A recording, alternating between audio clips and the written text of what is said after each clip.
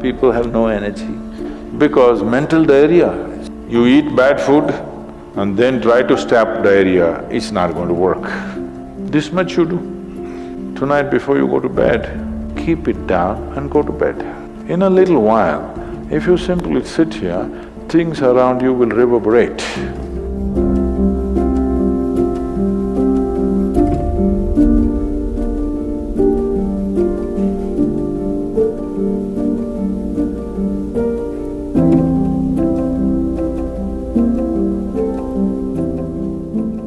Is it possible to do it without using specific mudras, whatever?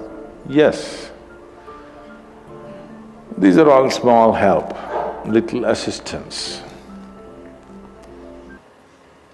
You don't see a Shiva or a Krishna holding mudra and sitting like this, simply intense. Nor will you ever see me sitting like this. No, you will not see me practicing Shambhavi or this or that. If I just close my eyes for 20 seconds, I'm done. I'm ready for the day. So, this is all good help. But is it the only way to do it? No. You can simply sit. If you learn to simply sit, you'll become tremendously intense. Right now, your energy is simply expended by doing unnecessary, endless activity. When you have so much mental diarrhea, how can you have energy? Suppose you have diarrhea, do you see how weak you feel? Yes or no? Right now this mental diarrhea, that's why people have no energy. They want to just eat and sleep all the time because mental diarrhea, it's very exhausting. If you have physical diarrhea, you know how exhausting it is. Yes? This is also equally exhausting. People are sleeping 8 hours, 10 hours a day, not because they're working so much or their body is in such a bad state, it's just mental diarrhea.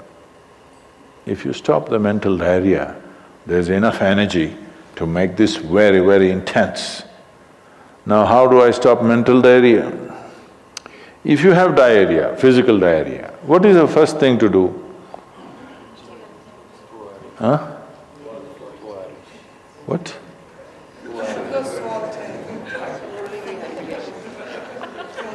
Yes, run to the toilet, I know that.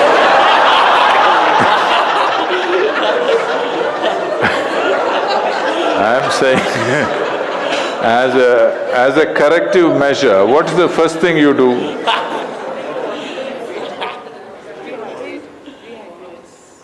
No, as a corrective measure, what is the first thing you do?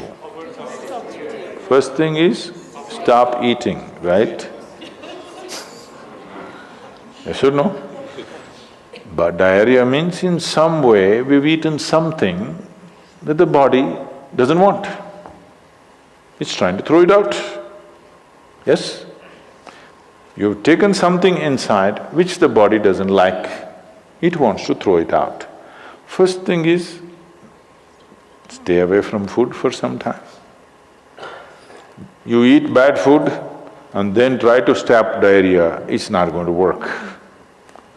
So similarly, bad food for the mind is just this. You have gotten identified with things that you are not. The moment you get identified with things that you are not, mental diarrhea is inevitable. It's bad food for the mind. Now it will run endlessly, do what you want. You do any damn meditation, you say Shiva, Rama, it's not going to stop. It's not stopped, isn't it? Because bad food is being eaten every day, you're getting identified with more and more things and you want to stop your mind, you do whatever kind of circus, it is not going to stop. If you disidentify with everything, if you understand what is you and what is not you, If you keep a little distance from that, mind will become still. If you want, you can use it, otherwise you can keep it. Now my hand is there, if I want I can move it, otherwise I can keep it. This is a useful hand. Suppose it starts jumping like this.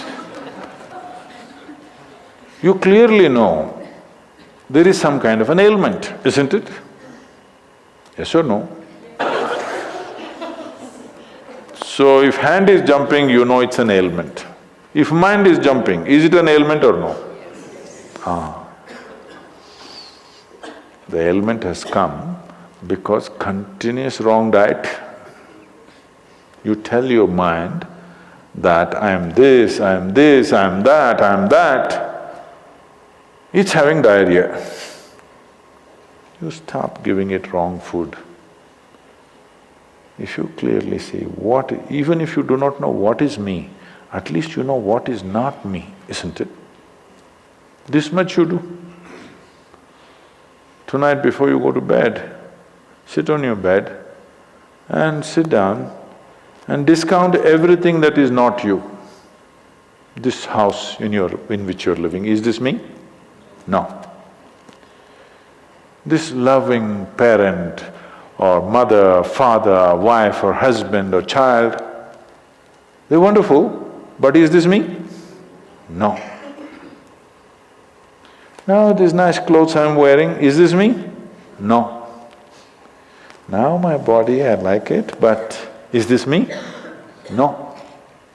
Now I'm having so many thoughts, is this me? No. Now I'm having wonderful emotions, is this me? No. Like this, everything that's not you, before you sleep, keep it down and go to bed. Tomorrow morning, you will wake up considerably more intense than today. Every day you do it. In a little while, if you simply sit here, things around you will reverberate. Really. So I was in… a few years ago, couple of years ago, I was in America and this is a very typically American question. This lady comes up to me and she's very angry. I've been doing this yoga for last 35 years, nothing happened. But you went and just sat on a rock and things happened to you. This is not fair. Where is that damn rock?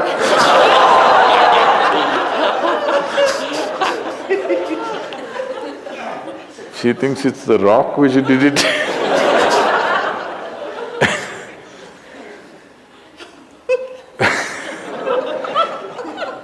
The only sadhana that I did in my life is, right from my very early age, though I was very actively involved with everybody around me, I never identified myself with my parents or my siblings or my endless number of friends or the society or the religion or the country or anything around me.